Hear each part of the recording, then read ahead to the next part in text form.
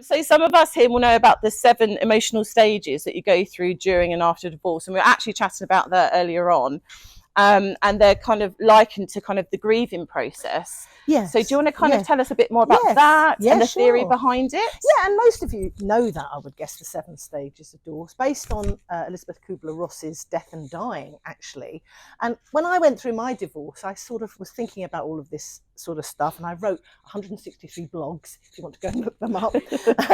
Not just cathartic, about how to support families, children, because obviously I was a deputy head and class teacher for 20 odd years as well. And there wasn't anything out there for the children in my class. When I was teaching year 4, there were 5 children in the 2 classes going through divorce, and we didn't know how to support them or help them. And there's no training for teachers either around that. So my teaching assistant happened to be a counsellor. So we used to do these drop-in and chat things for kids.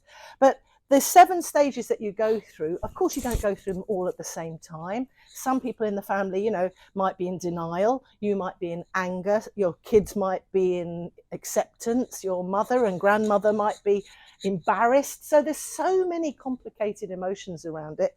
So I based the journal here as well for children to sort of process it. They don't necessarily know what they're going through, but it's a place to express and talk about their feelings. You can dip in and out of it so that you can start what I call big conversations with little people and with teenagers. They might be taller, but they are still going to go through that process too. So there's shock and denial, which everybody can understand, and I remember that myself very much. You sort of like can't believe it. It's like being punched in the tummy when you start, really? I didn't think this is how my life was going to turn out. So then you go through perhaps pain, and you go through guilt for the children. Behaviour tends to get damaged really when you've got kids, because you feel so guilty. You overcompensate. They stay up later, they go to the other person's place and they play PlayStation and eat, you know, burgers and chips all the time. They have a wonderful Disneyland experience, but that's not real life. But you're going through the guilt, you're going through the pain.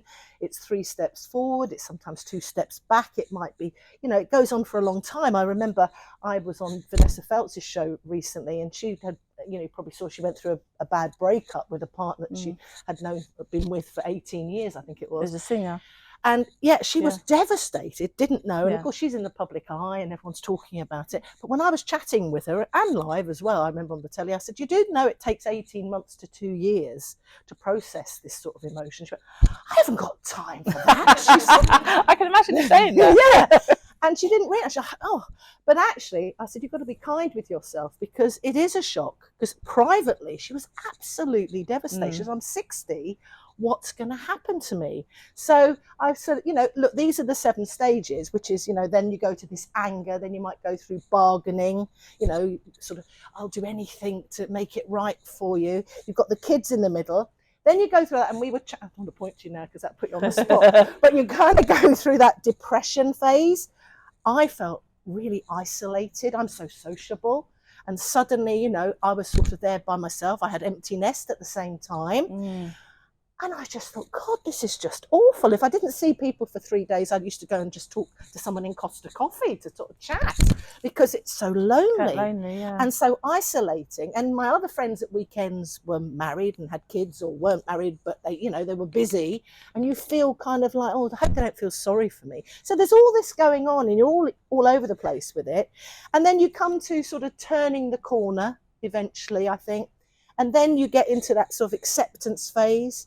And then you get to what I call the Phoenix stage. I remember I bought a ring with a Phoenix. Did you? Yeah, it was my private moment of, I don't wear that anymore. But so it's a process, not an event. And one of the key things is to remember that the children are processing this too. If you have found this clip helpful, please do like, share and subscribe.